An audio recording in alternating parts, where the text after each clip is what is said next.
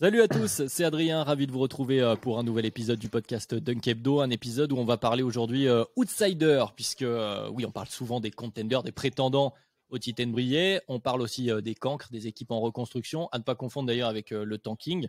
Si vous voulez en savoir plus, je vous renvoie bien sûr à notre épisode de la semaine dernière avec les brillants Tom et Ben.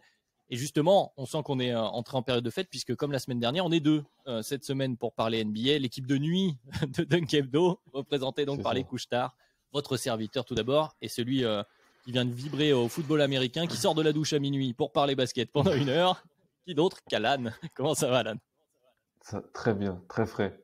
Donc il fallait être très, très heureux de pouvoir parler avec toi de tout ça. Yes, puisque comme je le disais là en début de podcast, on va parler outsider aujourd'hui. On va faire un tour du côté des équipes qui sont pas forcément favorites, en tout cas pas tout de suite du côté des fans et des bookmakers en début de saison, mais qui se positionnent petit à petit comme peut-être capables de soulever ce fameux trophée Larry O'Brien en fin de saison, avec un beau parcours, pourquoi pas. Est-ce qu'elles doivent vraiment viser le titre, ces équipes? C'est une des questions qu'on va se poser. Est-ce qu'elles doivent plutôt patienter? C'est le sujet du jour. On va donc parler des outsiders dans ce nouveau podcast Dunk Hebdo. On connaît les équipes qui visent le titre, on connaît celles avec des ambitions plus orientées reconstruction. Quid de celles qui se glissent juste derrière les favoris? Quelles ambitions quand tu es donc outsider plus que contender, pour reprendre les termes consacrés, les termes anglophones? Alors la question peut sembler un peu générale, mais les cas peuvent être tout de même un peu différents. Et je vous propose donc aux auditeurs et à toi, Alan, de faire un tour avec quelques cas pratiques pour parler de tout ça. Et on va commencer par une équipe qu'on a déjà évoquée il y a quelques épisodes, puisqu'elle démarre très fort cette saison, c'est le moins qu'on puisse dire. On ne les entendait pas forcément aussi fort en tout cas. Elle est en tête de la NBA. Je parle évidemment des Golden State Warriors. Alors Alan, on en avait parlé, on était ensemble donc dans un épisode récent, mais en quelques mots, comment est-ce que toi tu évalues quelques matchs plus tard maintenant en plus, puisqu'on en a vu d'autres, cette situation des Warriors? Est-ce qu'ils sont finalement pas déjà contenders? C'est super intéressant parce que, en fait, c'est vrai que j'étais peut-être un peu dur sur le début de saison des Warriors parce que, en termes de calendrier, c'est pas que je les prenais pas au sérieux, mais c'est que si, on prend toujours au sérieux une équipe avec Stephen Curry et Draymond Green, qui plus est. Mais c'est juste que je pensais que leur record, leur bilan surcotait peut-être un petit peu la qualité de cette équipe-là parce qu'ils avaient eu le long euh, homestand, donc ils étaient restés, je crois, 8 matchs de suite à domicile. Ils avaient joué les OKC, Houston, ils avaient eu pas mal de mauvaises équipes, mais en fait, ils avaient su gagner ces matchs-là. Après, là, ils ont fait ce road trip à l'Est où, alors oui, ils n'ont pas joué que des cadors, on va pas se mentir, mais on doit prendre beaucoup plus, je les prends beaucoup plus au sérieux avec ce que j'ai pu voir contre Brooklyn, ce que j'ai pu voir contre les Clippers récemment, ce que j'ai pu voir aussi dans d'autres de ces matchs-là. Contre Portland à la maison, je les ai trouvés impressionnants aussi. Donc, ouais, je suis prêt à dire, et c'est terrible parce que en fait, j'ai l'impression d'avoir sous-coté Stephen Curry et C'est dire. chose que nous on fait peut-être jamais. Euh, Dunk Hebdo est peut-être un des étendards du mettez du respect sur le nom de Steph Curry. Et en fait, les avoir peut-être qualifiés d'outsiders après leurs 15 premiers matchs. Alors, peut-être on avait peut-être raison, il y a peut-être un peu attendre, mais c'était peut-être aussi peut-être pas assez prendre au sérieux la menace qu'est Steph Curry et le joueur qu'il est. Peut-être que l'avoir juste dans ton équipe, ça te permet d'être un contender. Oui, après, on restait aussi sur cette saison dernière où il était déjà assez incandescent, surtout en fin de saison, et pourtant, c'était peut-être un peu plus compliqué. Là, l'effectif, c'est un peu équilibré, puis comme tu l'as dit, là, on est sur un Steph Curry, on est presque retourné en 2016. Enfin, il nous propose des choses. Alors déjà, en termes d'efficacité, puis en termes de spectacle, il y a tout qui va bien. Et il y a cet effectif, surtout l'année dernière, où ils avaient du manque de tir extérieur, en fait, tout simplement. Et cette année, ça semble prendre avec les autoporteurs qui jouent, avec les Bielika, avec voilà, tous ces joueurs-là. Donc effectivement, Mhm. avant même le retour de Klay Thompson, parce que c'était ça la question qu'on s'était posée, effectivement, t'en as parlé, nous, dans le DH20, on l'a toujours mis très haut, Steph Curry. On garde Mhm. à peu près tous, je crois, chez Dunk Hebdo, un vrai respect pour Draymond Green et ce qu'il apporte à une équipe. On pensait pas Ah, forcément que ça complètement. suffirait à ce point-là, que ça marcherait à ce point-là avant le retour de Klay, avec aussi, Mhm. voilà, les Wiseman qui n'est pas là, c'était la question qu'on se posait. Et finalement, c'est ça. Moi, maintenant, là où j'en suis, et bon, la question pour en parler rapidement, on va pas faire très long sur les Warriors, mais la Mhm. question qui se posait quand ils ont commencé à gagner, c'est de dire, bon, on est sur cette fenêtre, Steph Curry, Draymond Green, Klay Thompson, on veut retenter un run en tant que contender, donc vraiment prétendant au titre en tant que tel. Mhm. Et la question, c'était est-ce qu'on doit utiliser nos pièces, nos jeunes joueurs, pour récupérer des pièces afin d'améliorer l'effectif dans l'immédiat, à très court terme. Bon, vu ce qu'on est en train de voir sur ce début de saison, pourquoi bouger, en fait, finalement? Complètement. Et tu vois en plus que Steve Kerr, il tâtonne encore. Parce que quand tu vas sur la page NBA.com des line-up donc les plus utilisés par les Warriors, donc tu as le 5 de départ. Le 5 de départ des Warriors qui a été le plus utilisé cette année. Donc Curry, Poole, Wiggins, Draymond et Looney. Donc ce 5-là, il a joué 221 minutes. D'ailleurs, il a un net rating de plus 12. Donc ça, c'est pour dire aux gens, hein, c'est élite. Si ça dure toute l'année, ça va être très très problématique.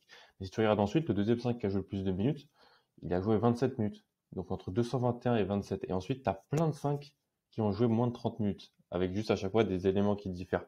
Donc je pense que avec Kuminga, Moody qui ont été un petit peu intégrés par moment, avec l'émergence de certains joueurs, comme Gary Payton le second, des joueurs qui étaient là l'année dernière et qui font quand même toujours un petit peu incorporer, je pense à Toscano Anderson ou Damian Lee, le quid de Wiseman, comme tu le dis.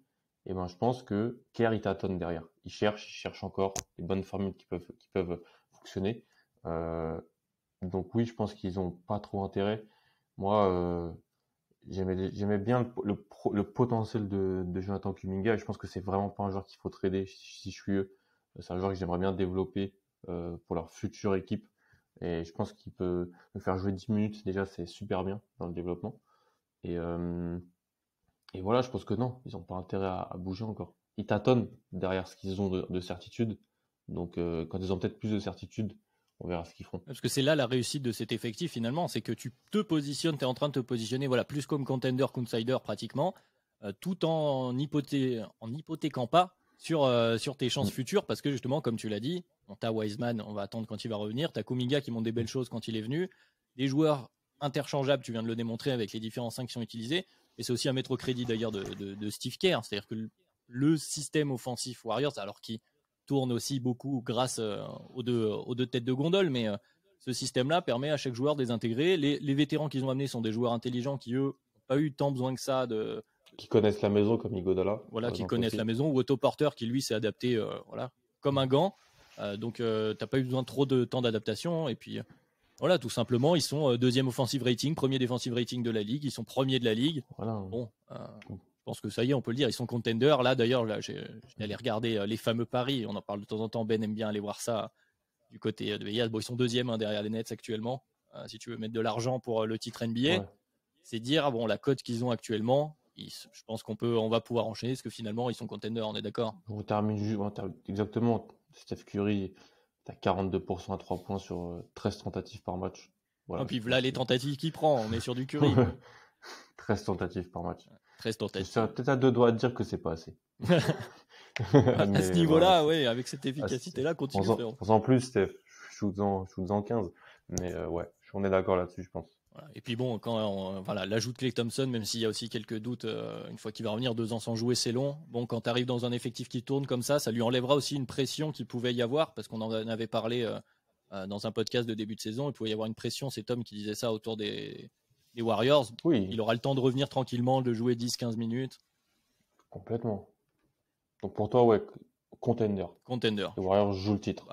Là maintenant, il n'y a plus le choix. Quand tu es parti comme ça, il faut plus se poser de questions. Je pense qu'on en est là maintenant, vas-y. Mais et all-in avec cet effectif aussi. Je suis d'accord avec toi. Peut-être que certains. Quand on voit aussi l'état du haut de l'Ouest. Hein. Oui, c'est ça. C'est qu'il y a de la perte. Voilà, on en parlait rapidement hors antenne. Soyons transparents. C'est vrai qu'on pense notamment à Denver, qui malheureusement, on salue aussi les fans de Denver. C'est une hécatombe en ce moment dans leur effectif, et donc forcément. C'est la question qu'on va se poser. Ça va nous permettre d'enchaîner sur l'équipe d'après. C'est cette histoire, on l'évoque souvent chez Duck Hebdo, de fenêtre pour avoir le titre NBA. Parce qu'il y a souvent, enfin régulièrement, en NBA, il y a 1, 2, 3, 4 équipes qui se positionnent clairement comme favorites. Et pour les équipes de derrière, c'est plus compliqué de trouver sa place et de dire, bon, on a une chance de gagner, surtout quand tu as des dynasties, comme il y a eu les Warriors, quand il y a un certain LeBron James qui, même si cette année c'est compliqué, quand le gars est dans l'équation, là, il y a Giannis Antetokounmpo. Cette question de la fenêtre, voilà, si tu enlèves les Nuggets, ça ouvre un tir pour les Warriors. Et parmi justement les équipes qui sont bâties comme des contenders, c'est les Clippers. En tout cas, quand ils sont au complet, ils ont un effectif qui est bâti pour jouer les premiers rôles autour de Kawhi Leonard et de Paul George. On n'est pas sans ignorer évidemment que Kawhi Leonard est a priori out pour la saison. En ce moment, Batum aussi out d'ailleurs pour parler des joueurs principaux pour Health and Safety Protocol, le fameux maintenant. Bon, les Clippers ils sont tout de même 4e à l'Ouest, techniquement dans la course, avec un Paul George, un niveau auquel on attend Paul George en tout cas. La question qui se pose, c'est on fait quoi pour les Clippers, Alan? Qu'est-ce qu'on fait? Est-ce qu'on y croit vraiment à eux aussi? Plus compliqué. Non, pour moi, les Clippers ne sont pas des contenders dans l'état actuel. Parce que les Clippers, dans l'état actuel, d'ailleurs, énormément de respect pour les Clippers, énormément de respect pour Tyronn Lue, qui, si je devais peut-être voter coach de l'année à l'heure actuelle, il est très haut dans mon ballot, je dirais. Parce qu'en fait, Tyronn Lue, ce qu'il fait offensivement, c'est incroyable. Depuis quelques années déjà, on sait que c'est un excellent coach offensif, c'est un coach qui sait bien s'adapter. Il l'a montré en playoff, il l'a montré dans plusieurs séries où ce sont ses choix qui font gagner la série. Et là, sur le début d'année, avec l'effectif qu'il a, comment il arrive à faire fonctionner cette attaque, je trouve ça vraiment très, très, très bien. Mais par contre, dans l'optique d'une équipe sans Kawhi Leonard, dans l'optique d'une équipe où Paul George est ton meilleur joueur, pour moi, tu n'es pas contender. Paul George n'est pas au niveau d'un Steph Curry, finalement. Voilà. Paul George n'est pas dans le tiers haut du DH20, du joueur où si Paul George est ton meilleur joueur, tu vises le titre. Non. Paul George est peut-être vraiment ce qui se fait de mieux dans le 1 prime. C'est-à-dire que, tout en sachant que, avec Paul George en meilleur joueur, ça marche bien en saison régulière. On l'a vu avec OKC, il y a 2 saisons, on le voit là. Mais on l'avait même vu en playoff sur certains moments l'an passé. Indiana, ça marchait aussi. Franchement, la série contre Phoenix, quand on y repense, c'est pas loin. Ils se prennent une espèce de buzzer, là, de l'alley-oop, le volley-oop, comme il est appelé. Mais ils reviennent à 4-2. Ils sont pas loin d'aller. Après, est-ce qu'ils sont capables de battre Milwaukee? On n'en sait rien. Mais je pense que voilà, Paul George a beaucoup de crédit. Paul George est très bon dans ce rôle-là. C'est peut-être plus facile d'ailleurs pour lui d'être dans ce rôle-là que d'être dans le rôle à côté d'un Kawhi, où il a moins de ballons, il peut moins driver, c'est plus un spot-up shooter, tout ce qu'on a dit sur Paul George dans la bulle et tout ça. Mais je pense que si ton meilleur joueur c'est Paul George, et strictement Paul George, avec en plus un supporting cast qui est pas non plus, qui est très bien offensivement, mais qui est pas le meilleur, je pense pas que tu vises le titre tout simplement. Oui, comme tu l'as dit, Paul George, quand il retrouve ce rôle d'option 1, il retrouve aussi cette agressivité. C'est vrai que tu l'as évoqué. On a beaucoup parlé de Paul George qui commençait un peu trop se reposer sur son tir. C'est peut-être aussi quand il était dans cette position de 1 prime à côté de joueurs qui apprécient soit le drive fort comme Westbrook, soit d'avoir un peu d'espace à mi-distance comme Kawhi. Peut-être qu'il essayait un peu trop de forcer son jeu autour du tir. Là, il retrouve quelque chose qui lui est peut-être plus naturel. Il est plus efficace, effectivement, c'est à mettre à son crédit.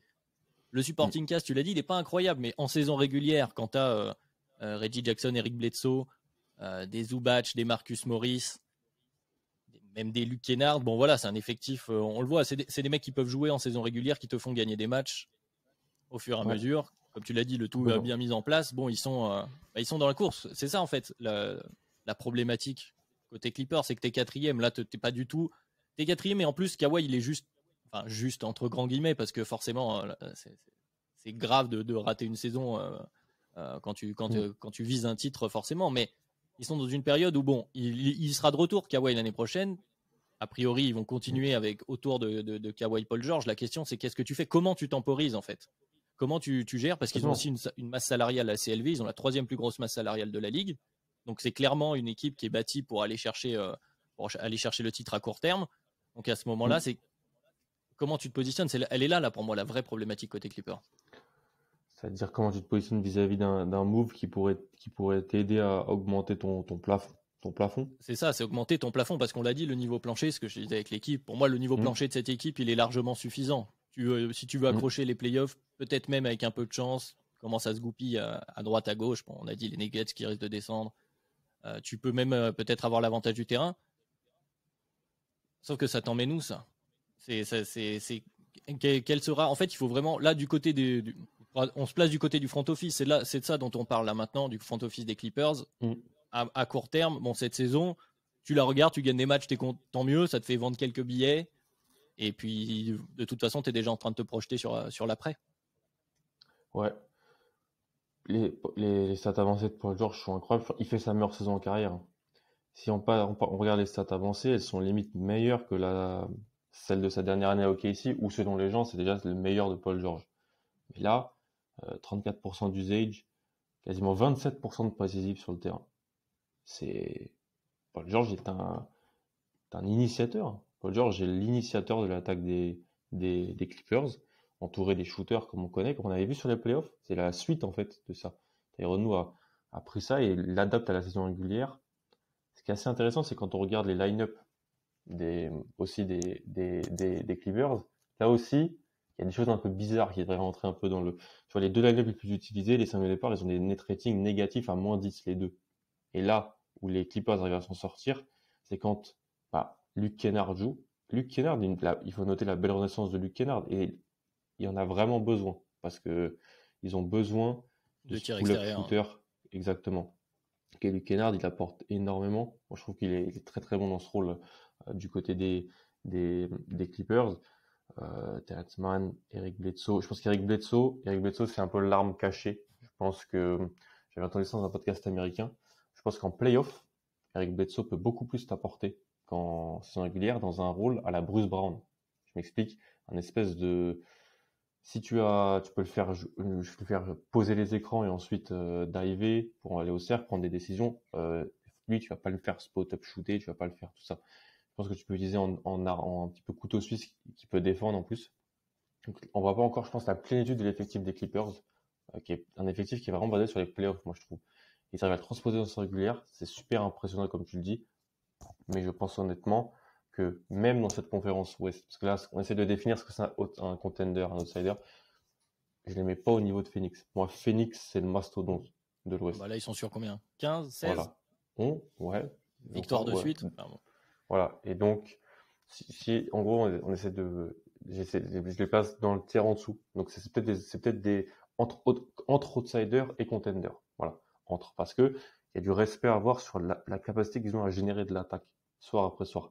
Même si je trouve que par les statistiques, ça se voit pas toujours, cette équipe-là, des fois, même sans ses 2-3 meilleurs joueurs, elle met toujours des points.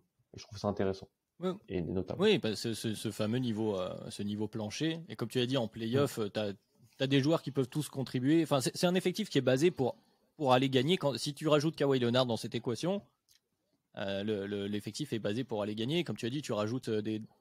Encore, voilà, Eric Bledsoe, un joueur intelligent pour prendre les décisions, tu l'as dit, sur short roll, etc. Rajouter. Il y a beaucoup de joueurs collectifs qui sont capables de prendre les bonnes décisions, même si. Je pense que c'est ça, Eric Bledsoe n'a pas connu les meilleurs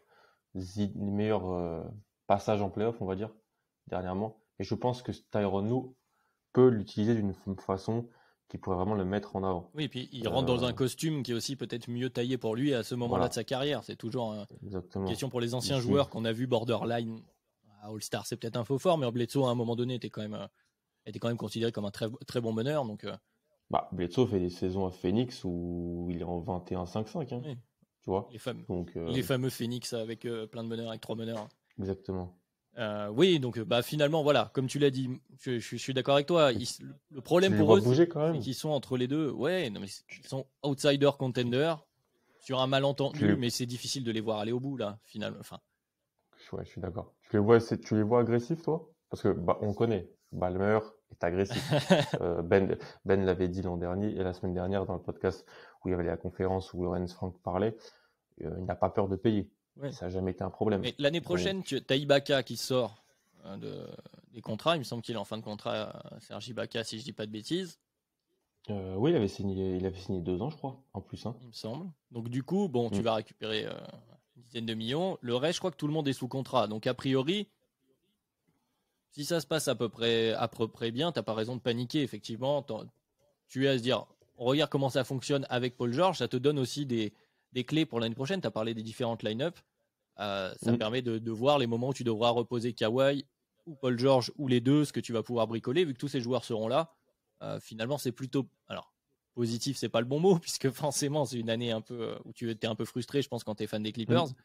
Mais a priori, c'est une année d'enseignement. Tu dois continuer à tirer des enseignements. Il n'y a pas d'alarme à tirer du côté des Clippers. L'année prochaine, on repart pour un nouveau rôle et on verra où ça va nous mener. Évidemment, en fonction de ce qui se passe de l'autre côté, chez les autres équipes. C'est peut-être, par contre, c'est pas non plus un roster, ça peut être un roster, pas, on dit souvent roster à trade. Non, mais il y a des contrats tradables, des choses pour équilibrer dans ce roster, je trouve. Si t'es pas satisfait de Marcus Morris, si tu veux incorporer même un Winslow, Zubac, qui quand même est utile du côté des Clippers, je pense ils ont peut-être plus de marge, et c'est marrant parce que de dire ça d'une équipe qui a signé 2 énormes contrats comme ça et qui paye Oui, qui autant, fait 40 millions chacun la voilà, saison. ils peuvent se créer de l'espace, peut-être s'ils veulent faire un petit move, et on les a vus, ils sont très souvent agressifs. Donc, Oui, ils ont des contrats finissants comme ça qui peuvent mm, être utilisés. Bon, ils seront à l'affût, mais je pense que voilà, eux, leur vision, c'est l'été prochain. Tu regardes ce que tu fais cette année, le sportif, tu le laisses gérer du côté. ouais, Voilà. en gros, toi, tu les vois plus en mode, bah, on évalue tout ce qu'il y a autour de Paul George, et comme ça, après, on a le retour de Kawhi, on a Paul George, et on voit ce qu'on fait, quoi. Voilà, j'ai dans mes notes écrit on temporise. Bon, moi, c'est ça, du côté des Voilà. Clippers. On temporise, on regarde ce qui se passe et on espère voilà, que Kawhi revienne en pleine possession de ses moyens. C'est Kawhi Paul George, le centre de ton effectif. Comme tu l'as dit, tu peux rester à l'affût parce que ça peut aller très vite en NBA. On est toujours surpris. Donc, effectivement, il faut rester à l'affût de ce qui peut se passer, de qui Mm. peut être libre. Mais a priori, bon, tes pièces centrales, tu les as et on va voir où ça nous mène à très court terme, dès l'année prochaine, en fait, finalement. Parce que Mm. justement, l'équipe d'après a aussi 2 pièces centrales, elle les connaît. Tu les connais bien, Alan, et tu nous en parles régulièrement hors podcast, donc je pense que c'est le moment d'en faire un résumé. Je vais te laisser la parole donc, pour les Celtics, qui donc connaissent leurs 2 joueurs Ouais. principaux, Jason Tatum, Jalen Brown. Jalen Brown toujours Mm. dans une progression, je tiens à le caser ici, linéaire, qui ne s'arrête pas, on ne sait pas quand ça va s'arrêter. En tout cas, voilà, tu as ces 2 joueurs-là, et la question, c'est cette fameuse fenêtre de titre dont on parlait, et ce que tu évoques de temps en temps, tu l'as peut-être raté à un moment donné. Bon, le fait est que maintenant, tu as ces 2 joueurs-là, il faut la retrouver, cette fenêtre. Ah, peut-être, tu as un peu peut-être plus de temps que du côté des Clippers. Comment on fait pour en Mm. retrouver une de fenêtre, donc dans le prime des 2J, comme on les appelle? Ouais, c'est un truc qu'on parle de beaucoup sur notre conversation d'un Hebdo, on en parle souvent.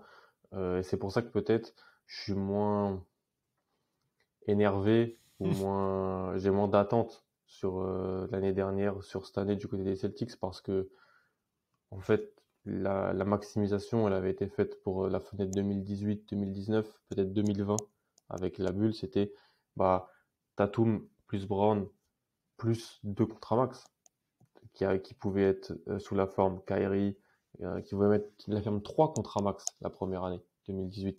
C'était Kyrie, Et Ward. Hayward, alors Ford, plus voilà, tout l'effectif super complet. Ensuite, ça marche pas, mais on a quand même toujours Kemba et Ward, les deux, Tatum et Brown. Et là, vraiment, c'était vraiment la fenêtre. C'est normal quand NBA, ta fenêtre, elle dure pas si longtemps. Parce qu'au bout d'un moment, il y a un turnover, il y a l'ère du salary cap qui fait que tu dois payer des joueurs, donc tu dois absolument donc te séparer, faire des choix.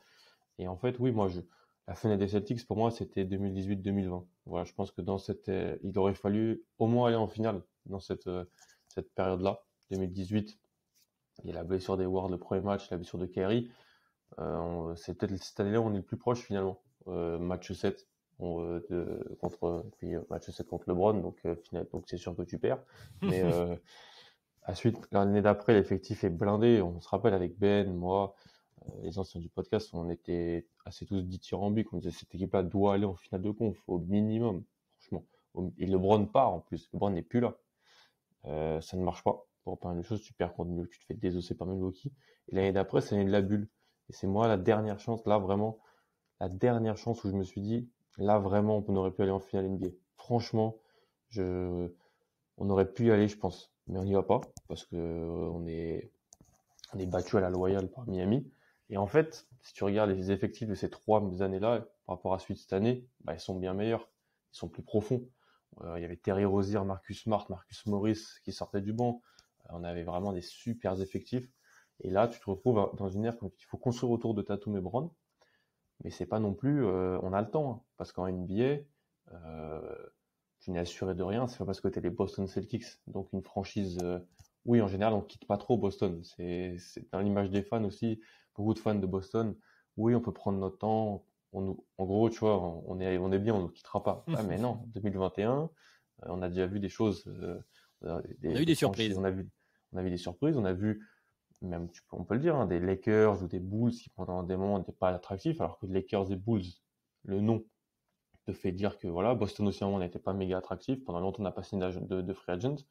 Donc il faut mettre un produit compétitif sur le terrain.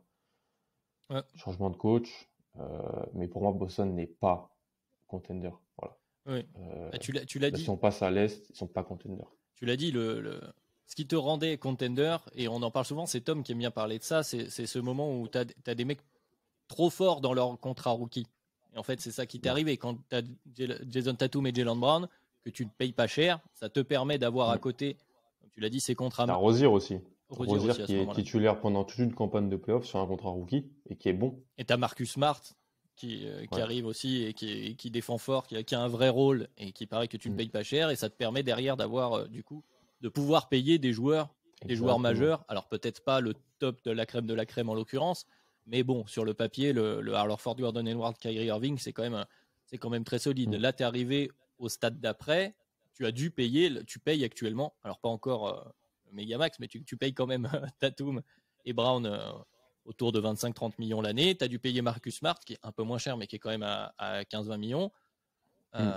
Et donc forcément, ça limite tes options autour de ces joueurs-là. Donc soit ils deviennent encore plus forts, ce qui est en train d'être le cas. D'ailleurs, ils sont encore en train de progresser, notamment les deux Jets. Et derrière, tu essayes de remplir, soit avec des jeunes assez forts, soit avec des contrats plus faibles, plus avantageux. T'en es à cette période-là, en fait. Et c'est la transition entre les deux, tu l'as bien dit. Et c'est la question ensuite, comme tu l'as évoqué, de l'attractivité, parce que voilà, il y a les noms. On a fait un podcast aussi, d'ailleurs, je vous renvoie dessus si ça vous intéresse, ceux qui nous écoutent.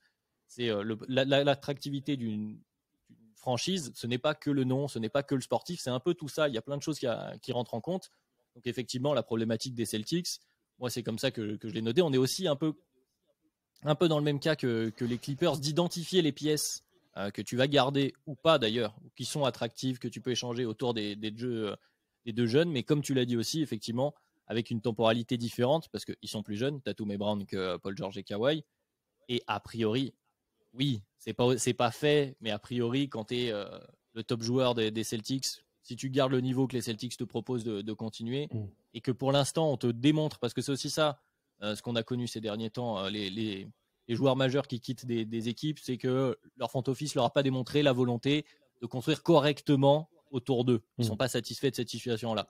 Alors tu as dit, cette année-là, il y a transition du côté des Celtics, avec le coach passé, un nouveau coach. Je pense que pour l'instant, ils ont l'air de se sentir écoutés. La question qui se pose et que tout le monde s'est un peu posé, c'est quand il y a eu les espèces de coups de gueule de Marcus Smart. Alors qui n'est pas aussi violent que l'extrait qui a été sorti un peu partout. Hein. Ouais. Voilà, il faut remettre les choses dans leur contexte. On est sur une sortie de match frustrante. Marcus Smart. Contre ton équipe. Oui. Où le dernier carton est un truc abominable. Vous nous vendez le match. C'est 40-10, un truc comme ça, le dernier carton. Ouais, je sais plus le delta. Et on est habitué à ça. Je tiens à rappeler que vendredi, on a pris qu'un 15-0 sur les 3 dernières minutes à San Antonio. À San Antonio, hein. 15-0. C'est-à-dire que il y a un vrai souci sur les fins de match. On a une des équipes qui joue plus de clutch, et on gagne pas les fins de match. On en perd 2 contre Washington. Le premier match du soir, on perd contre New York. On a le match à Chicago où on perd du clutch aussi. Alors oui, c'est encourageant parce que en fait, on est dans tous les matchs. Franchement, on pourrait vraiment avoir un meilleur bilan. On est à 10-10, donc on est en équilibre. On pourrait vraiment, parce que d'ailleurs nos net ratings le montent. Hein. On a des meilleurs net ratings que ce qu'on devrait être, mais on pourrait vraiment, je pense, être à 13-7. Et là, je pense que peut-être les gens verraient un peu différent. Mais moi, je verrais la même chose. Ça ne changerait rien. Dans tous les cas, si on suit un peu nos espèces de modèles d'évaluation, je vois pas de superstar en 3e contrat et je vois pas de finances ou choix de draft qui ont été balancés et on s'est dit on met tout. Aujourd'hui, pour gagner NBA, il faut vraiment tout mettre. Il faut tout mettre. Milwaukee, ils ont tout mis. C'est-à-dire c'était l'argent et les choix de draft. L'argent sur les stars et les role-players en payant la taxe, les choix de draft pour les récupérer jour Holiday. Brooklyn, ils ont tout mis. L'argent les role-players et les choix de draft, on balance tout. Les Lakers, ils ont tout mis. Au mauvais endroit. Et ça va changer. Mais il y a 2 ans, ils avaient tout mis au bon endroit. Voilà. Phoenix, ça fait des choix aussi. Boston, n'a pas choisi de tout mettre. Boston a gardé des choix de draft qu'ils ont utilisés, comme tu as dit, il faut voir les nouvelles pièces. Bah, Boston, intérieurement, doit compter sur le fait que il faut que Langford, Nesmith deviennent des role-players solides. Il faut continuer à faire des coups à la free agency comme Dennis Schroeder. C'est pour moi des coups de la free agency. On peut se moquer de Dennis Schroeder sur pas mal de choses. Dennis Schroeder, c'est le 3e meilleur joueur des Celtics et c'est le 2e meilleur joueur offensif des Celtics sur l'année. Il a sorti 2-3 games. Voilà. Et Brown a raté pas mal de matchs, donc je l'élimine. C'est Horford pour moi le 2e meilleur joueur des Celtics. Ça aussi, c'est un coup. Il y a eu des bons coups qui ont été faits, franchement. Udoka tâtonne encore. Je lui laisse encore le temps, mais je suis assez énervé par certaines choses. Enfin, 2021, les 5 full banc, non. Enfin, non. On n'est pas à Détroit, on n'est pas Dwayne Casey. C'est cadeau. S'il te plaît. Voilà. Mais voilà, il y a encore du tâtonnement, mais si on suit un peu notre modèle, t'as pas de superstar en 3e contrat, t'as pas sacrifié ton avenir pour être ultra compétitif maintenant, je peux pas te mettre dans la case des contenders. C'est marrant parce que pour les Warriors, alors ils ont pas tout sacrifié, ouais, mais ils ont la superstar en 3e contrat. Et cette superstar-là, c'est Steph Curry. C'est pas n'importe laquelle. C'est pas Steph Curry, voilà. Là, tout le monde n'a pas Steph Curry. C'est un peu comme LeBron. Si ta règle, c'est Steph Curry, bon, voilà. Sur une autre échelle. Mais effectivement, mais la question de l'entente du sportif, tu l'as dit, c'est en attaque que vous avez du mal, vraiment. C'est que vous passez des séquences infinies sans mettre un panier. D'ailleurs, c'est il faut voir la stat. 21e offensive rating. Bon, voilà. Ouais, je l'avais tweeté il y a une semaine. C'est Nate Duncan qui en parlait dans son podcast. Les fans de Celtics, ils aiment bien souvent mettre une ou deux actions où il y a du beau jeu en mouvement. À l'époque, on était quand même encore 2e en termes d'ISO par match et 5e en termes de post-up. Voilà, c'est QFD. Ça peut pas fonctionner. Donc c'est plus compliqué. Il y a que les Nets qui arrivent à être super bons en attaque. Oui, mais là, la règle, c'est Kevin Durant. Donc encore une fois, voilà. C'est pas une règle. Ça devient compliqué. Mais malgré toutes les qualités que peut avoir un Jason Tatum dans ce type de scoring, après tu as dit Schroeder t'apporte beaucoup, mais Schroeder c'est qu'un an de contrat, hein, si je dis pas de bêtises. 1+1, je crois. 1+1, peut-être 1+1. Attends, je vérifie tout de suite. Mais...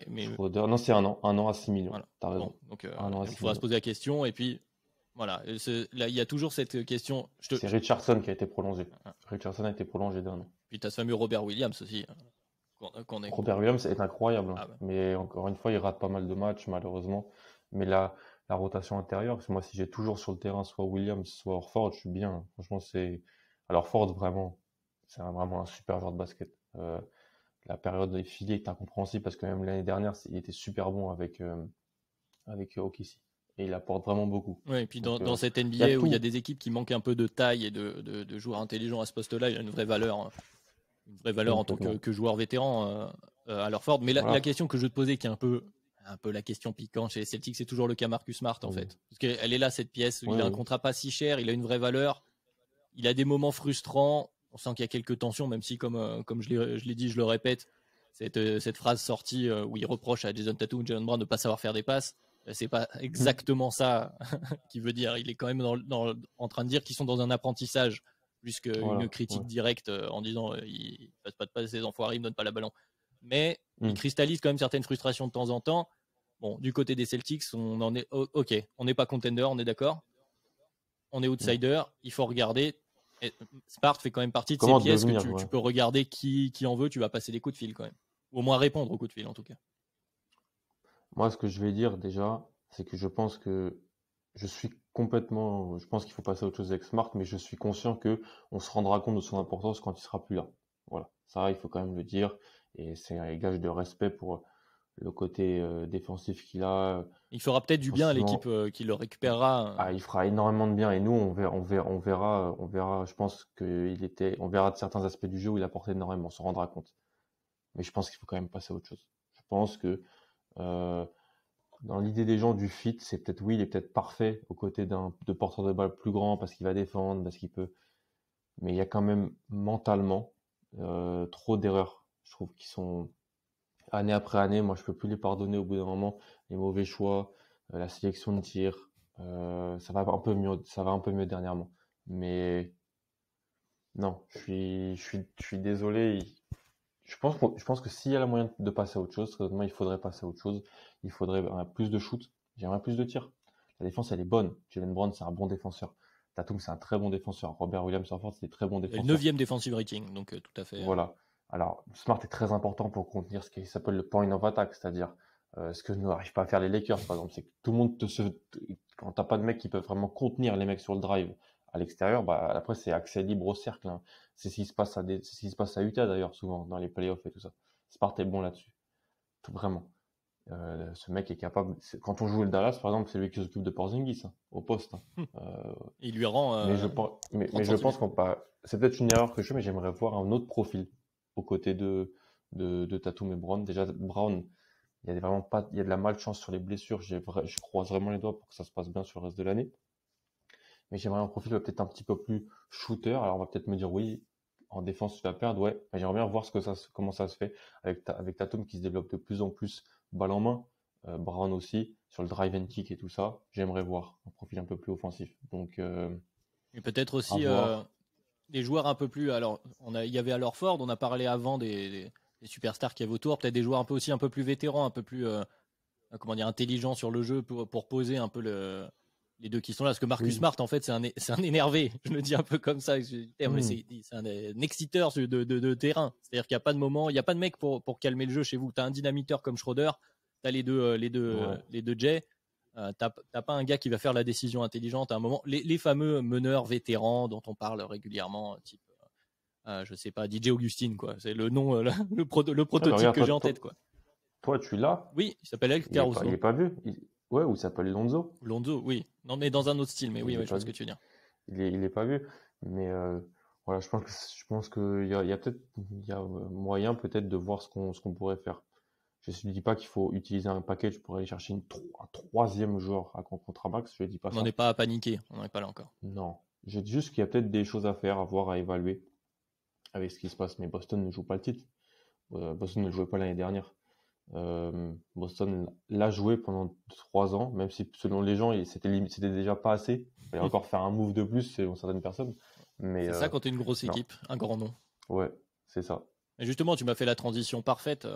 J'ai évoqué mon équipe parce qu'effectivement, le 4e cas du jour, il est pour moi.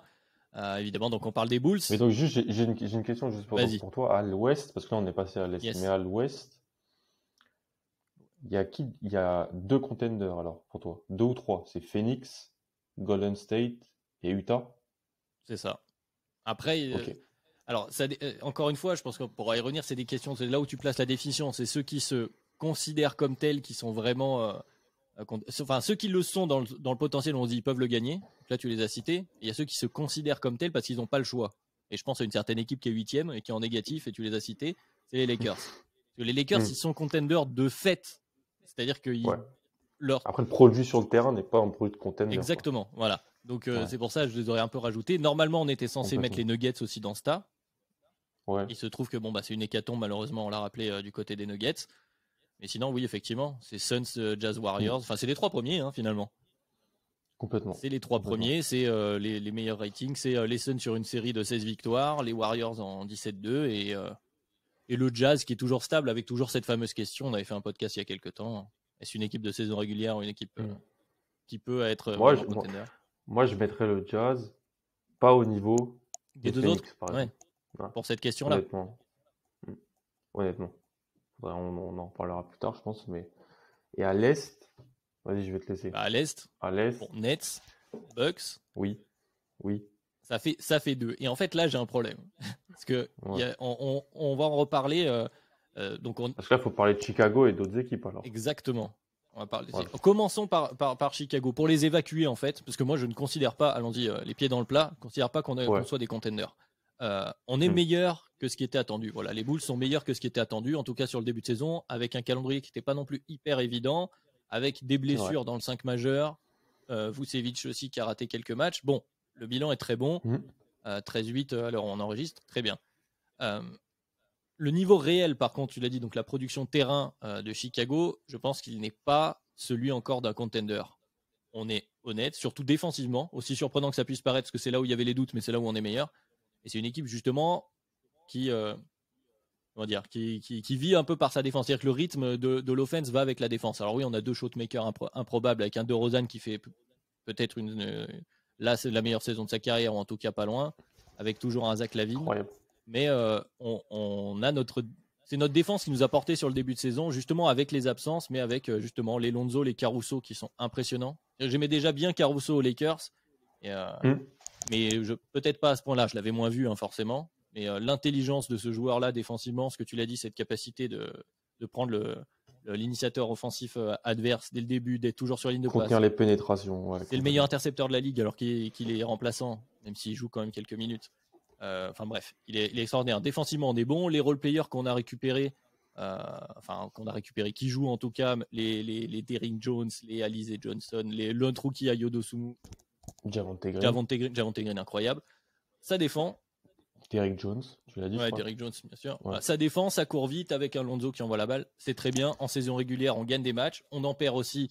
On ne va pas évoquer une des défaites récentes face à une équipe qui en a gagné 2 de suite, mine de rien. On parle des Rockets. Voilà, on va gagner des matchs petit à petit, mais on est encore loin du niveau d'un contender. C'est une équipe. Alors oui, on est content, on est meilleur que ce qui était attendu, mais il ne faut pas griller les étapes à Chicago, justement. On en est à ce point où la fenêtre, elle doit arriver à moyen, court terme. Autour, justement, c'est bon, on le sait, c'est bon. Zach LaVine, DeRozan, Vucevic, tu peux jouer ensemble. Et encore, Vucevic, on verra ce qu'on en fait. Il y a quelques critiques qui peuvent être émises, mais LaVine, DeRozan, Lonzo Ball, je vais l'ajouter. Ces trois-là, tu les gardes et tu vas construire autour, tu vas voir ce que tu peux faire. Maintenant, là, il n'y a pas non plus lieu de s'enflammer. Même si le calendrier n'était pas bon et qu'on a un bon résultat, c'est très bien. La saison, elle est longue. Je ne suis pas sûr qu'on ait ce niveau-là. Je ne sais pas comment tu le vois, mais pour moi, en gros, grosso modo, c'est ne pas confondre vitesse et précipitation, le terme consacré. Complètement. Petite stat, DeRozan, LaVine, Caruso, Ball, ils ont joué 213 minutes ensemble. Plus 13 net rating. Voilà. Je trouve ça hyper impressionnant parce que, comme tu as dit, il y a eu la blessure de Vucevic qui fait que, moi j'en parlais sur la pré-saison, moi en pré-saison j'avais peur du poste de backup intérieur. Et puis avec la blessure de Pat Williams aussi, je rajoute aussi la rotation intérieure, on s'est dit. Tony Bradley, Alize Johnson. Et en fait, bah non. Quand vous jouez super petit, vous arrivez à être très très bon en attaque. Parce que ces 4 joueurs-là, quand ils jouent ensemble, il y a 113 de net rating. D'offensive rating. 113 de net rating, ce serait. Ouais. Ce qui est assez ouf, c'est d'avoir 101 de defensive rating. Mais ça, c'est parce que Lonzo est un défenseur tellement sous-coté. Lonzo et Caruso sont extraordinaires. Mais vraiment, je pèse mes mots. Voilà. DeRozan sait défendre. Voilà. LaVine est moins et progresse. Alors, il n'est pas au niveau des autres. Mais je pense que voilà, c'est une émulsion aussi collective. Team USA, il défendait cet été. Même sur le plan d'une attaque, il était très utile. Il était dans les meilleurs défenseurs. Il était meilleur que Damian Lillard et compagnie, que Booker et tout l'été dernier, même défensivement. Après, il a les outils physiques, on en a souvent parlé sur LaVine. Complètement. Billy Donovan fait un très bon taf. C'est un très bon coach de saison régulière. Même à OKC, on le voyait. Soir après soir, en fait, cette équipe a un plancher. Soir après soir, il y a un niveau de guard play très très bon. Tu as le facteur capacité de pull-up d'un Zach LaVine incroyable et tu as la capacité à aller sur la ligne de DeRozan. Cette équipe, j'aime pas la jouer dans les fins de match parce que tu peux pull-up. Tu as Lonzo, Caruso qui sont bons en catch and shoot et tu as DeRozan. DeRozan, il est insupportable en réalité dans les fins de match. Quand il va sur la ligne. On est d'accord. Ouais, j'entends totalement. Trop bien de l'avoir dans son équipe. Le nombre de lancers francs qu'il tire. Et qui met, on est très très adroit. Voilà. Il a 90% de lancers francs sur plus de 7 tentatives par match. Son free throw rate est un des plus grands de la NBA. Je pense qu'il a été pas respecté, moi, dans ces années aux Spurs, parce que tout le monde s'en fout des Spurs, on va pas se mentir. Mais le joueur offensif que c'est devenu, en saison régulière, on parle de saison régulière. C'est soir après soir, c'est un très très gros élévateur de plancher de saison régulière. Et je pense que c'est ce que vous avez besoin en réalité. Au niveau de Garpet des Bulls depuis 5-6 ans, c'était infâme. No comment. C'était infâme. Donc, et je pense qu'on voit le talent de cette équipe. Je suis d'accord avec toi par contre. Voilà. Il n'y a pas de superstar de 3e contrat. Il n'y a pas tout le futur qui a été un peu sacrifié. On est un peu dans le wait and see, on gagne des matchs. Je pense que si vous allez en playoff, c'est l'objectif. Si même t'évites le play-in, c'est très bien. On va pas se mentir, c'est déjà très bien. Ah, mais on signait tous en début de saison. Voilà. Et puis voilà. Donc, il y a quand même la blessure de Patrick Williams qui est chiante. Ah, celle-là, tu prêches un converti, effectivement. Ouais. Notamment en plus quand tu es dans une dynamique positive comme ça d'une équipe. C'est bien d'être à l'intérieur quand tu as des jeunes joueurs comme ça qui doivent progresser. D'ailleurs, on le voit avec la différence entre notre rookie, donc Ayo Dosunmu, qui a été drafté Oui. au second tour et qui tient fort la baraque. Alors moi, je le connaissais très peu, mais qui est solide défensivement et qui fait Ayo, ouais. et qui profite en fait de cette émulsion collective. Kobe White qui est revenu, qui a eu beaucoup de mal. Il commence un petit peu à retrouver son shoot, même si c'est toujours Kobe White. C'est-à-dire que tu parlais de choix de Marcus Smart. Il peut se positionner à ce niveau-là, Kobe White, de temps en temps. Mais bref, c'est un autre sujet. Mais voilà, c'est plus compliqué quand tu arrives au moment où Kobe White revient, on commence à reperdre des matchs. Et du coup, forcément, c'est plus compliqué de s'intégrer. Donc pour Pat Williams, ça aurait été génial, je pense, d'évoluer aux côtés de Demar DeRozan notamment et de Vucevic. L'environnement était parfait. Effectivement, c'est embêtant. On est très embêté pour lui surtout. Mais comme tu l'as dit, rien n'est hypothéqué. C'est-à-dire que Kobe White Ayo, Patrick Williams, tu as des jeunes joueurs comme ça que tu vas pouvoir développer qui sont aussi des pièces éventuelles à échanger. Tu as une masse salariale saine. Enfin, tes finances sont saines. Donc tout va bien. Et effectivement, t'en es là, comme tu l'as dit. On aurait tous signé pour faire déjà les play-in, je pense. Les éviter, faire les playoffs, on signe tous les jours. Après, voilà, tu prends de l'expérience. Comme tu dis, tu vas pouvoir évaluer aussi en playoffs ce que tu peux faire. Mais après, voilà, c'est encourageant. Comme tu as dit, on est relou en fin de match. C'est ces moments-là que tu vas voir en playoffs. Donc c'est très bien. Tu vas donner de l'expérience à Lavigne qui va les connaître. Enfin, ces playoffs. DeRozan qui peut peut-être retrouver un peu de confiance par rapport à ces derniers playoffs. Enfin, on se souvient du malheureux surnom avec son compère Kyle Lowry aux Raptors des Trash Brothers. C'était compliqué pour lui. Voilà, tu es dans une dynamique à court, moyen terme. C'est bien. Tu gagnes plus que ce que tu pensais. De toute façon, tu en es là. Le plan Karnizova, ça a été d'essayer d'être compétitif à court terme. C'est le cas. Mais tu es un outsider sur un malentendu avec un peu de chance, avec un bon comment on appelle ça, un bon bracket de playoff. Tu peux peut-être passer un tour, on ne sait jamais, ça dépend. C'est cette conférence Est, du coup, ça y est, on va revenir à ta question de tout à l'heure. Elle est très dense. Elle est très dense, cette conférence Est. Bon, clairement, les Nets et les Bucks sont censés être une catégorie au-dessus. Pour l'instant, ils sont dans la masse au niveau des résultats. Ils sont censés être une catégorie au-dessus. Derrière, on va les citer donc. Wizards, Heat, donc Bulls, Celtics, Hornets, Hawks, Knicks, même si on veut. Et Sixers, j'ai oublié les Sixers, malgré tout le poids. Ça commence à faire beaucoup d'équipes. Et même derrière, on en a un peu parlé dans des précédents podcasts, les Cavaliers, Raptors, Pacers. Voilà, toutes ces équipes, elles se tiennent dans 4 matchs là actuellement. 4-5 matchs peut-être. Donc c'est très très dense. Selon le résultat à la fin, tu peux être un peu devant, comme tu l'as dit, des matchs que tu gagnes ou pas côté Boston. T'es vite une ou deux places au-dessus. Tu joues pas le même adversaire en playoff. Le match-up est un peu différent, ça peut bien se passer. Voilà, je pense que l'Est, il vaut mieux être dans cette position-là, justement, celle de Chicago. Tranquille, prends ce que tu peux prendre. Tu gagnes, super. Tu gagnes pas, apprends. Moi, j'ai Milwaukee et Brooklyn. Contender. On a dit, hein, ils ont la définition du contender, la super série de troisième contrat, même 2 des fois. Un avenir hypothéqué pour gagner maintenant. Ouais, voire 3. Et ensuite, j'ai 3 équipes.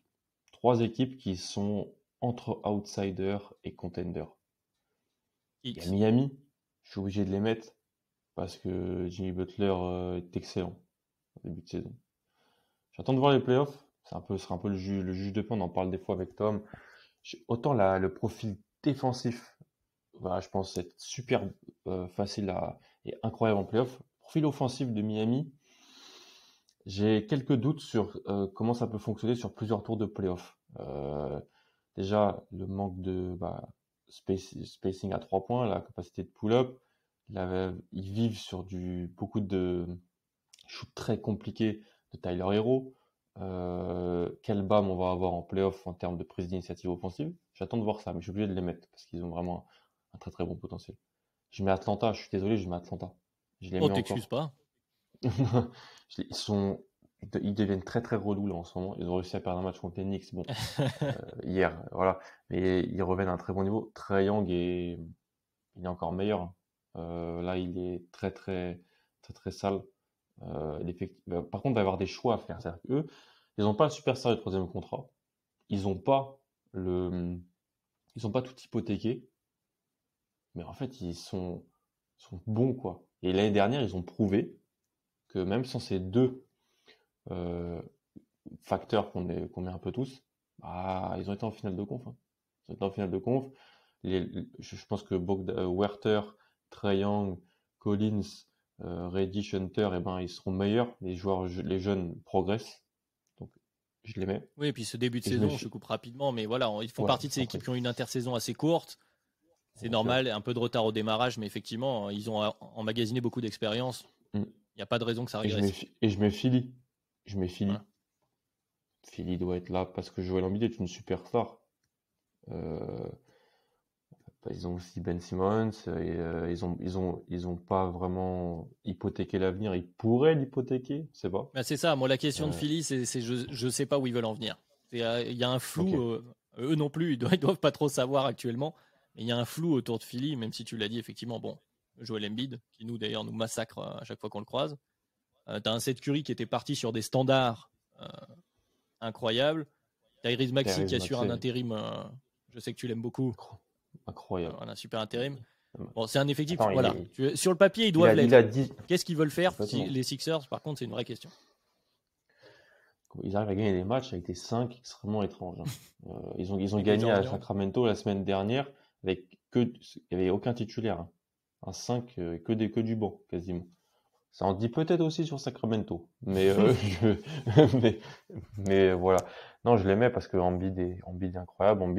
Embiid est un très bon joueur de playoff, hein. C'est pas parce Bah, qu'il a jamais été en finale NBA ou très loin en playoff. J'ai jamais fait une finale de oui, conf bon, bah, d'ailleurs. à 3 rebonds, on connaît l'histoire, hein. Voilà, complètement. Mais voilà. Donc voilà, si le but de l'exercice c'était de définir contender, outsider, il y a plus de outsider que de contender. C'est toujours normal. Tu me diras, plus tu descends dans l'entonnoir, il y a beaucoup plus de Bon, monde. il est à Non, c'est l'envers, l'inverse. l'entonnoir. Mais Voilà, entonnoir inversé. Mais il y a quand même il y a quand même une certitude assez simple que je mets. Maintenant, je suis prêt à mettre les Warriors. Voilà, si on veut faire un bilan, je suis prêt à mettre les Warriors. C'est les seuls qui changent de spot, moi, par rapport à l'avant-saison. Si le but c'était, voilà, après 20 matchs, on essaie de faire un état des lieux, parce qu'il y a des équipes qui ont monté un curseur sur les 20 premiers matchs, je suis prêt à mettre que les Warriors. Et c'est déjà énorme parce que normalement, nous, à notre hebdo, on change pas vraiment. On attend un vraiment peu plus de têtu. voir. Voilà. Mais les Warriors, je suis un peu obligé. Par contre, du coup, je vais Mais te sur, retourner la question, même si tu as beaucoup ouais, parlé, mais c'est un peu. Il y a aussi des équipes qui en pardon. sont descendues. On a parlé donc des Nuggets,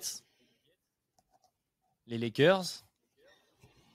Force est de constater que les Lakers, on commence vraiment à se poser des questions, même s'ils le sont de fait une nouvelle fois, comme je le disais tout à l'heure. Est-ce qu'en fait ils le sont de fait pour toi? Pourquoi? Parce que parce qu'ils ont LeBron James?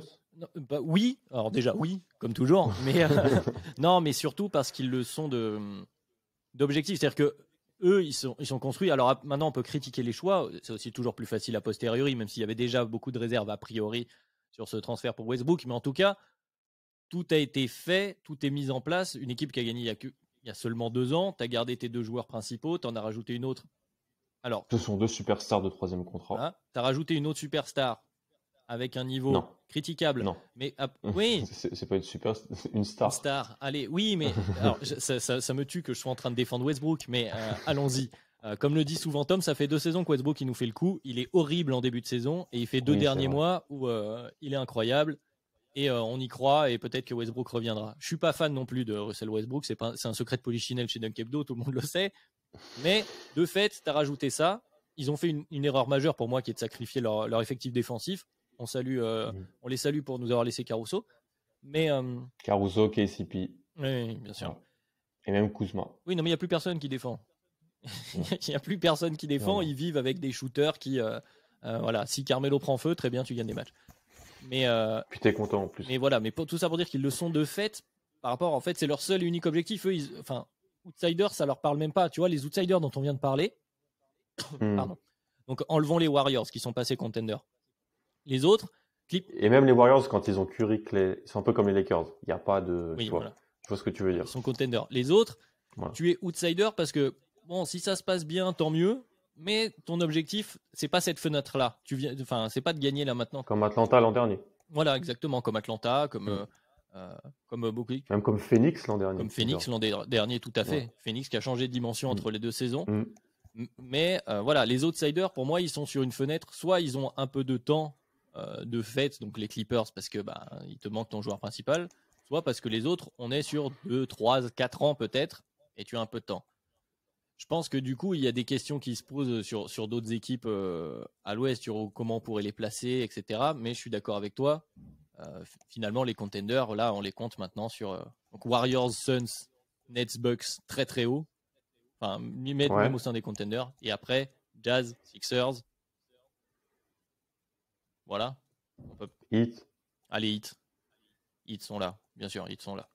Parce que Ouais. en fait, essayons de définir ça. Le contender, il vise le titre maintenant au mieux. C'est-à-dire, c'est ça. Ça va être si possible, il vise Ouais, maintenant. c'est ça. Le contender, s'il gagne pas le titre, c'est un échec. Voilà. C'est ça. On pourrait essayer de dire En ça. retournant avec la négation. L'outsider, s'il gagne pas le titre, c'est pas un échec. C'est pas, voilà. Mais le contender, par contre, s'il va pas, on va dire, s'il passe pas de tour en playoff, c'est un échec. Ah bah Voilà. totalement. S'il monte pas des choses en playoff, c'est un échec. Et pour moi, je rajouterais Atlanta. Parce que pour moi, si Atlanta se fait sortir au premier tour des playoffs, c'est un gros échec. Vraiment. Je dis pas que cette équipe doit retourner en finale de conf, parce que ça voudrait dire taper un contender. Ou alors, avoir un peu de chance sur ça. Mais je rajouterais Atlanta. Mais ça prouve bien que le début de saison, tout super soit-il, de Chicago, des Clippers, de tout ça, ça ne doit pas faire changer un peu la géométrie de comment on voit qui est vraiment candidat au titre, je pense. Voilà. Je suis bien d'accord avec toi. C'est là-dessus aussi qu'on peut Mm. revenir. C'est quand les objectifs sont définis aussi très tôt. Alors, soit avant la saison, où tu le sais, donc c'est le cas des Lakers justement. C'est que l'objectif, il Mm. était défini avant. T'es contender, point barre. Soit tu évolues sur les premiers matchs parce que la situation favorable fait que, et du coup les Warriors passent d'outsider à contender direct. Allez, c'est bon, on Ouais. y va, all in. Mais une fois ça passé, sur le reste de la saison, tu peux pas trop te laisser influencer par les résultats pour Mm. dire si tu es contender, outsider. Et à un moment donné, il faut se fixer des objectifs et c'est là après que tu évalues si Mm. tu as été au niveau ou pas de ce que tu voulais faire. Allez, du coup, petite Complètement. question piège de fin pour ajouter une équipe. Les Knicks. Mais non. Les Knicks, s'ils gagnent une série de playoffs, je serais surpris. Alors sportivement, moi Oh. aussi, mais là où je pose la question, c'est parce que l'objectif des Knicks, après avoir retrouvé les playoffs, après avoir s'être enflammé l'année dernière, et tant C'est mieux. gagner une série de playoffs, je pense. Je pense, hein. Leur objectif ne peut pas être de jouer le titre ou même de viser la finale de conf. Avec l'effectif qu'ils ont, ils peuvent pas. Pour moi, hein, très honnêtement. Alors oui, New York, la fanbase, c'est très bien d'ailleurs que les gens soient passionnés. Moi, je crois très très bien. Mais non, ils remplissent aucun des critères. C'est une équipe qui n'a pas de All-Star pour moi. Ils ont même pas de All-Star. Je parle pas de. De superstar. Allez, voilà. On va pas se mentir. Randle, pour moi, l'an passé, oui, il mérite d'être All-Star. Il est peut-être dans la course pour une All-NBA, peut-être. Mais c'est pick Randle, hein. Pour moi, on reverra jamais ça. Et pour prendre ça, il faut qu'on ait un échantillon peut-être de 2-3 ans pour qu'on se dise, voilà, ce joueur-là, c'est ça. Je suis pas très fan des pièces qui ont été ajoutées. Je suis pas très fan du développement d'RG Barrett. Je trouve qu'on en parle que quand c'est super positif. Mais les autres matchs où il est pas très bon, on n'en parle pas. Il y a des joueurs comme ça. Non, non, pour moi, je serais surpris si, aujourd'hui, dans l'état actuel, je serais surpris si les Knicks passent un tour de playoff. Parce que si les Knicks passent un tour de playoff, ça veut dire que ils ont soit battu Milwaukee, Brooklyn, Philly, Atlanta ou même Miami. Et donc, tu peux pas, voilà. Et donc, si tu passes pas un tour de playoff à mes yeux, t'es pas un contender. Et t'es encore moins Et il y a outsider. Washington aussi au milieu de cette conférence Est. Washington qui gagne des matchs, qui a un effectif, alors entre guillemets, mais qui est souvent qualifié de saison régulière. Mm. Pour moi, c'est Indiana 2.0. Indiana des 4-5 dernières années. Je suis assez d'accord, Tu on peux va pas pas. étayer Ouais. dessus. Bon, les Wizards n'ont pas l'objectif non plus, pareil, d'aller gagner. Mais ils se font une belle saison, ils se redonnent une Et c'est crédibilité. très très bien. Voilà, ils se Voilà. redonnent Mm. une Et si crédibilité ça peut leur basket. permettre aussi de garder Paul Bradley Beal, c'est assez très bien. Parce que c'est une star qui a peut-être signé son troisième contrat, mais même si offensivement c'est une superstar, mais peut-être pas dans le jeu complet, tu peux te dire qu'avec ça, Washington peut construire quelque chose, hein, attirer, et voilà. Donc ça, c'est très bien pour eux. Eux, ils sont peut-être dans la mise en place d'un projet pour devenir outsider. Voilà, Ça me semble je bien dirais ça. résumé. Allez, du coup, pour conclure, Mm. on va revenir sur les équipes juste qu'on a citées. Donc, Warriors, Clippers, les principales. Hein. Warriors, Clippers, Celtics, Bulls. Allez, Ouais. je rajoute Heat. Tu préfères quelle situation? Dans quelle situation ça te semble le plus confortable en termes de les attentes que tu as, les possibilités de réussite et la pression que tout ça te donne? Les Warriors, j'ai Steph Curry. Donc c'est là où je suis le mieux. Et en réalité, très honnêtement, je pense que si les Warriors perdent en finale contre Brooklyn, ce sera pas, ils seront pas dégoûtés ou contre Milwaukee. Ouais, parce que Brooklyn, tu perds contre Kevin Durant. Voilà. Et je vais te dire quelque chose d'assez fou. Je pense que s'ils perdent en finale de conf contre Phoenix, c'est pas un scandale. Franchement, Phoenix c'est super fort. Enfin, c'est peut-être une équipe que je regarde le plus parce que j'apprécie énormément la manière dont ils jouent, mais non, ils sont trop forts. Ils sont vraiment trop forts. Mais ils perdent plus, donc à un moment donné, il n'y a voilà. pas de secret. Donc en fait, c'est marrant. Est-ce que en fait, Golden State est peut-être dans ce mix des deux. Ils ont tout à jouer. Peut-être qu'ils peuvent aller au bout. Ils ont Steph Curry, donc si j'ai Steph Curry, je suis très heureux. Et s'ils gagnent pas, c'est pas un scandale, quoi. Tandis que si et les trois autres, bon, les que tu m'as cités, il n'y a pas vraiment de pression. C'est Boston qui a le plus de pression sur les trois autres. Parce que si Boston se fait tège au play-in ou se fait éclater encore au premier tour en étant au complet, ça va grincer des dents, je pense. Il y en a 2-3 qui peuvent avoir peur pour leur siège, qu'on soit joueur ou non d'ailleurs. Mais je suis d'accord avec toi, effectivement, la situation la plus idéale, c'est le des Warriors, parce que tu l'as dit, bon, t'as Steph Curry, tout ça, puis t'as aussi le cas qu'on évoquait rapidement, c'est que t'as rien eu à hypothéquer au niveau de tes pièces, t'as tes jeunes joueurs, ça se passe bien. C'est-à-dire que la question des Warriors, ces dernières années, était celle de est-ce que tu dois vraiment retourner à réessayer de faire un push avec ta fameuse triplette, ou est-ce que tu dois reconstruire, taper sur les jeunes, tu as eu un super pic, etc. etc. Et ben là, tu peux faire les deux. Tu peux faire les deux sans souci. En fait, tu as une transition qui te semble OK à moyen terme, même si justement tu échoues dans cette. En fait, t'es contender, tu vas kiffer de toute façon parce que Steph est incroyable. Tu vas avoir des grands matchs. Et si ça marche pas, tu seras quand même content d'avoir eu ce run-là. Ouais, voilà. Complètement. Donc, je pense que si on est supporter des Warriors actuellement, on vit sa meilleure vie. Donc, tant mieux à vous, hein, profitez de ces moments-là, parce que ça fait quelques années que supporter des Warriors passe un très bon moment à NBA. Peut-être que ça tournera un jour, on vous le souhaite pas évidemment.